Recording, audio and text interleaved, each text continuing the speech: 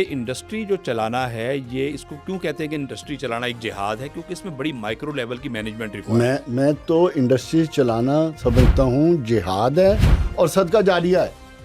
Exactly दोनों चीज़ें हैं। अच्छा, अब ये भी बड़ी वैसे एक इंटरेस्टिंग चीज़ है कि अब लैंड डेवलपमेंट का काम बेहतरीन चल रहा था हमारा, अल्हम्दुलिल्लाह। हमारा प्रॉपर्टी मैनेजमेंट का काम बड़ा अच्छा चल रहा था, कंस्ट्रक्शन का काम बेहतरीन चल रहा था। तो मीनवाइल मुझे एक ज़ाती तौर पर एक बार बार मेरे जहन में एक चीज़ आती थी कि हमें और हमारी आगे आने वाली जनरेशन को इंडस्ट्री के अंदर आना चाहिए, क्योंकि मैं महसूस करता था कि शायद मैं कंस्ट्रक्शन का काम बिलाशुबा एक अब बहुत ज़्यादा टेक्निकल हो गया है।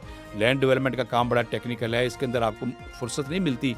लेकिन मैं ये देखता था कि सुबह एक मैं प्रोडक्शन शुरू करूं और शाम को मेरे पास एक रिज़ल्ट आना चाहिए। लैंड डेवलपमेंट और कंस्ट्रक्शन के काम के अंदर वो रिज़ल्ट नहीं है। वो एक लॉन्ग रन इन्वेस्टमेंट है, उसके लिए लैंड होल्डिंग चाहिए आपको,